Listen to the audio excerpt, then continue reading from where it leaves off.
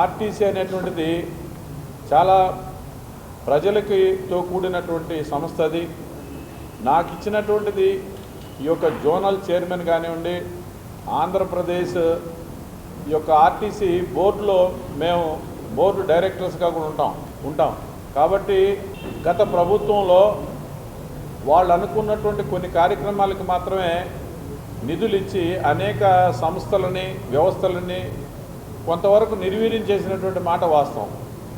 ముఖ్యంగా ప్రధానంగా ఈ ఆర్టీసీకి సంబంధించినటువంటి బస్సులు ఆ గుంటలు గోతుల రోడ్లలో ప్రయాణించి అవి చాలా వరకు డ్యామేజ్ కావడం జరిగింది. ఆనాడు ఉన్నటువంటి ప్రభుత్వం ఎక్కడా కూడా తట్టడు మట్టేసినటువంటి పరిస్థితి లేదు. అనేక మంది ప్రయాణికులు కానీ ఆర్టీసీ వ్యవస్థ కానీ కొంతవరకు నాశనం కావడానికి అది కూడా ఒక కారణం. అయితే నేను వ్యక్తిగతంగా ఎవరిని ఏం అనడం లేదు. ఇవాళ ఇది చాలా బాధ్యతతో కూడుకున్నటువంటి పని. ఒకటి, ఆర్టీసీలో ఇవాళ సుమారుగా 8 నుంచి 10,000 మంది కార్మికుల యొక్క జీవితాలు దాంతో ముడిపడి ఉన్నాయి. కొంతమంది పెన్షనర్స్ ఉన్నారు. 8,000 పైచిలకు అక్కడ ఉన్నటువంటి కార్మికుల యొక్క వ్యవస్థ ఉంది. వాళ్ళ యొక్క అభివృద్ధి, వాళ్ళకు సంబంధించిన సంక్షేమం, వాళ్ళ గురించి కూడా పట్టించుకుంటారు ఒకటివైపు.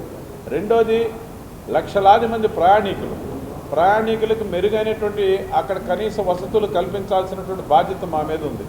మూడోది, సుదూర ప్రాంతాలకి ఇవాళ ఆర్టీసీ బస్సులు లేనటువంటి పరిస్థితులు కూడా ఉన్నాయి. కాబట్టి ఈ అన్నిటి యొక్క వ్యవస్థ ఏదైతే ఉందో దీంట్లో ఈరోజు ఉన్నటువంటి పరిస్థితుల్లో ప్రభుత్వంతో కలిసి మేము నాకున్నటువంటి అనుభవాన్ని కొంత ఉపయోగించుకొని మంత్రి నారాయణ గారితో కానీ, అదే రకంగా పెద్దలు రామనారాయణ గారు మంత్రి గారితో కానీ కలిసి ఈ జిల్లాలో ఉన్నటువంటి సీనియర్ ఎమ్మెల్యేలు మా మిత్రులు కోటమిరెడ్డి శ్రీధర్ రెడ్డి గారు కానీ, పెద్దలు చంద్రమోహన్ రెడ్డి గారు కానీ, అదే ప్రతి ఎమ్మెల్యే గారితో కూడా నేను మాట్లాడడం జరిగింది. రాష్ట్రంలో మా బోర్డు చైర్మన్ కొనకళ్ళ నారాయణ గారు వారు సీనియర్ రాజకీయవేత్త, వారితో కూడా నిన్నటి రోజు నేను కలిసి మాట్లాడడం జరిగింది.